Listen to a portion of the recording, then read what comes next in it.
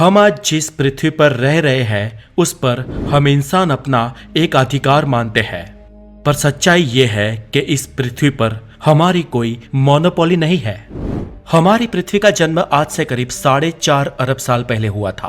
और दोस्तों, अगर इन 4.5 अरब सालों को हमारे आज के एक कैलेंडर में कंप्रेस कर दिया जाए तो मानो कि नए साल के 1 जनवरी को पृथ्वी जन्मी, उसके बाद पूरा साल बीत जाने के बाद लेट दिसंबर में पृथ्वी पर जीवन की शुरुआत हुई और हम इंसानों का आगमन इस पृथ्वी पर साल के अंतिम दिन यानी कि 31 दिसंबर को, वो भी रात को 11:55 पर ही हुआ था। यानी कि हम पिछले पूरे साल में 5 मिनट पहले ही अस्तित्व में आए हैं। और फ्रेंड्स, इस 5 मिनट का इतिहास भी बहुत भयंकर है। इस 5 मिनट के समय काल के भी हमें कई ऐसे एविडेंस मिले हैं कि जो हमें ये बताते हैं कि इस पृथ्वी पर शायद हमसे भी पहले कई सभ्यताएं रही होगी। ये सभ्यताएं इस पृथ्वी पर एक निश्चित समय तक राज करती रही और फिर अचानक उनका अंत हो गया। हमें आज उन सभ्यताओं के होने के कई सबूत और अंश तो मिले हैं, लेकिन उनके अंत की कोई कड़ियां नहीं मिल पाई है। ये सभी समृद्ध सभ्यताएं अचानक से कैसे गायब हो गई? आखिर वो उन्नत लोग कहां गए और किन वजहों से उनका विनाश हुआ? इनके जवाब हम आज भी खोज रहे हैं। तो दोस्तों, आज द नॉलेज के इस एपिसोड में हम ये जानेंगे कि पृथ्वी पर हमसे पहले कौन कौन सी विकसित सभ्यताएं हुई है जो रहस्यमय तरीकों से लुप्त हो गई। मैं हूँ हितेश गिरी गोसाई, आप है द नॉलेज के साथ, और आपके लिए आज एक अमेजिंग अनाउंसमेंट है। बहुत ही जल्दी द नॉलेज का पॉडकास्ट लॉन्च होने वाला है और ये पॉडकास्ट आपको सिर्फ और सिर्फ स्पॉटिफाई पर सुनने को मिलेगा। तो देर किस बात की, जल्दी से अपने मोबाइल में स्पॉटिफाई का ऐप डाउनलोड कर लीजिए और हमारे नेक्स्ट अनाउंसमेंट के लिए बने रहे। और चलिए अभी देखते हैं दुनिया की रहस्यमय तरीकों से गायब हो चुकी उन सभ्यताओं के बारे में जिसका वजूद आज भी हमें पुकारता है। नंबर 1, कुमारी कंदम। कहा जाता है कि ये एक पूरा भारत का ही भूभाग था और जो आज हिंद महासागर में ही कहीं समुद्र के तल में जलमग्न हो गया है। और इसका जिक्र कई जगह पर मिलता है। इसका जिक्र प्राचीन तमिल साहित्य में भी पाया जाता है और इसी का जिक्र प्लेटो ने भी अपनी किताब में किया था और सोक्रेटिस ने भी। अगर हम इसके बारे में आज के विज्ञान से पूछने जाए तो हमें क्या जवाब मिलेगा, वो भी बताते हैं दोस्तों। 19वीं सदी के अंत में कुछ यूरोपियन और अमेरिकन वैज्ञानिकों ने एक खोज की थी। ये खोज इंडिया, अफ्रीका और मेडागास्कर के बीच की जियोलॉजिकल समानता समझने के लिए की गई थी। और उस खोज में उन्हें मिला क्या? तो भारत के ठीक नीचे हिंद महासागर के बीचों बीच उन्हें एक टेक्टाइल प्लेट मिली जो आम समुद्र धुनियों से थोड़ी ऊपर थी, मतलब कि समुद्र में डूबी हुई कोई जमीन जैसी।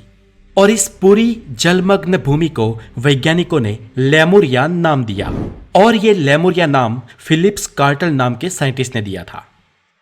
अब ये जो साइंटिस्ट जिसे लेमुरिया कह के बुलाते हैं, उसी को तमिल इतिहासकार कुमारी कंदम कहते हैं। ऊपर से फिलिप्स कार्टर का तो ये भी कहना है कि मनुष्य की उत्पत्ति इसी महाद्वीप में हुई थी और यहाँ बसने वाली सभ्यताएं अति एडवांस थी। लेकिन पृथ्वी के जलवायु के परिवर्तन के चलते और टेक्टाइल्स प्लेट्स के होने वाले उतार चढ़ाव के कारण यहाँ पर ये सभ्यताएं, ये जगह जलमग्न हो गई। पर वहां बस रहे लोगों का बाद में क्या हुआ, ये किसी को नहीं पता। हो सकता है कि वो लोग कई और जगहों पर बस गए हो और नई सभ्यताओं का विकास आरंभ किया हो। पर दोस्तों, वीडियो में आगे बढ़ने से पहले मेरे पास है आपके लिए एक काम की बात। आज हर स्टूडेंट किसी न किसी कॉम्पिटिटिव एग्जाम की तैयारियां कर रहा है, पर अक्सर इन पढ़ाई की फीस इतनी ज्यादा होती है कि अधिकतर स्टूडेंट्स इसे अफोर्ड नहीं कर पाते हैं। लेकिन दोस्तों, क्या हो अगर मैं आपसे ये कहूँ कि ये ज्ञान आप बिल्कुल ही फ्री में पा सकते हैं, और वो भी खेल खेल में। जी हाँ दोस्तों, ये संभव करके दिखाया है रिवाइज मी ऐप ने। ये एक ऐसी यूनिक ऐप है जिसमें आप किसी के साथ लाइव खेलते खेलते ये जान सकेंगे कि आपके कॉम्पिटिटिव एग्जाम की तैयारी और उसका लेवल कितना है। और इसके लिए बस आप अपने फोन में रिवाइज मी ऐप को इंस्टॉल करें, फ्री में इसे साइन अप करें और इसके बाद आपको मिलेंगे बहुत सारे सब्जेक्ट्स। अब जिसकी भी तैयारी आप कर रहे हो, बस उस सब्जेक्ट को सिलेक्ट कर दीजिए और शुरू हो जाए। इसके साथ ही दोस्तों, रिवाइज मी ऐप फ्यूचर में ये खेल खेलते खेलते आपके लिए कई इनामों की भी योजना ला रहा है। तो प्ले स्टोर से फन लर्निंग का एक्सपर्ट रिवाइज मी ऐप डाउनलोड करें। सारे लिंक डिस्क्रिप्शन में दिए गए हैं। अब दोस्तों, इसके लोकेशन की बात करें तो इस इमेज को देखिए। ये है हमारा भारत और ये कुमारी कंदम का एरिया उसके ठीक नीचे से यानी कि कन्याकुमारी के बाद से ही शुरू हो जाता है, जो पूर्व में ऑस्ट्रेलिया तक और पश्चिम में मेडागास्कर तक फैला हुआ था। यानी कि ये विस्तार आज के भारत से 3.5 या 4 गुना बड़ा था।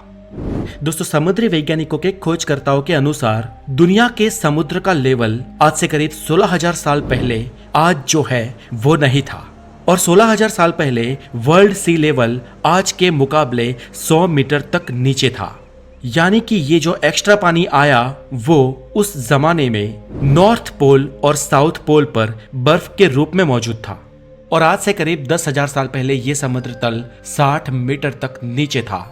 और दोस्तों, इसलिए ये भी 100% संभव है कि एक समय में भारत और श्रीलंका के बीच भूमि पुल था, लेकिन समुद्र तल के बढ़ने से ये भी थोड़ा नीचे डूब गया, जिसके कुछ अवशेष आज भी हमें मिलते हैं।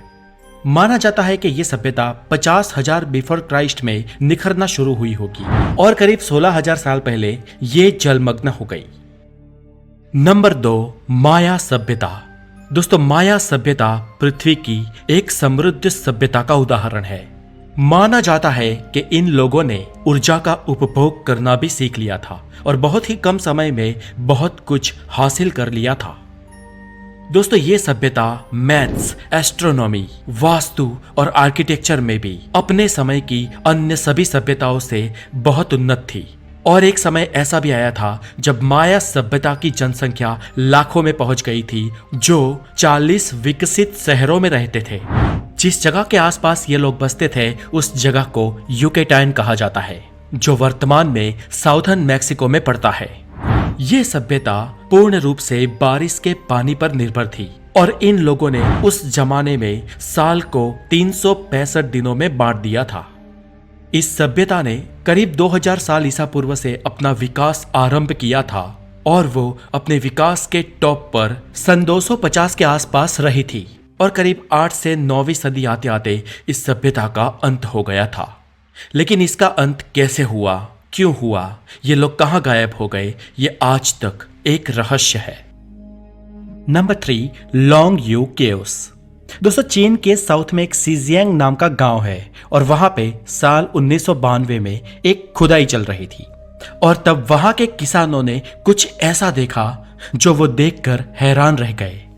दरअसल दोस्तों, उस चाइनीज किसानों को जमीन के अंदर कुछ गुफाएं मिली, और जब वो उन गुफाओं के अंदर गए तो उन्होंने देखा कि अंदर प्राचीन, शानदार, बड़ा और भव्य महल था।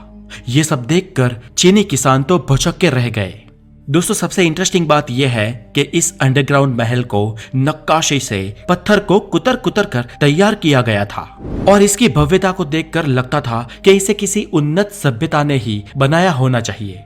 लेकिन आखिर भूतकाल में कब और कौन सी सभ्यता ने इसे बनाया होगा, इसका जवाब किसी के पास नहीं है, क्योंकि किसी को ये नहीं मालूम कि इसे चीन की कौन सी सभ्यता ने और किस समय काल में बनाया था, क्योंकि ये गुफा सदियों से बंद पड़ी थी और इसके अंदर ये जो महल है उसका कोई उल्लेख और कोई भी दस्तावेज चीनियों के पास भी नहीं है। Number 4, Rapa Nui. दोस्तों, ये सिविलाइजेशन साल 700 से साल 850 के बीच अस्तित्व में थी। एक्चुअली सैकड़ों साल पहले पॉलिनेशिया का एक समूह अपने निवास स्थान को छोड़कर पैसिफिक महासागर के एक आइलैंड पर जा बसा, और जिस रिमोट आइलैंड पर ये लोग बसे थे वो और कोई नहीं, ईस्टर आइलैंड ही था। रैपा नुई लोग यहाँ आकर बसे, अपनी सभ्यता को डेवलप किया और कई सारे स्ट्रक्चर्स बनाए जो आज भी अवेलेबल है। अब दोस्तों, इन रैपा नुई लोगों ने ये जो स्टैच्यू बनाए थे वो क्यों बनाए थे, किस कारण बनाए थे, आज भी वैज्ञानिकों के लिए एक चर्चा का विषय है। पर इन स्टैच्यूज को देखकर कोई भी ये बता सकता है कि रैपा नुई लोग बहुत ही ज्यादा उन्नत थे।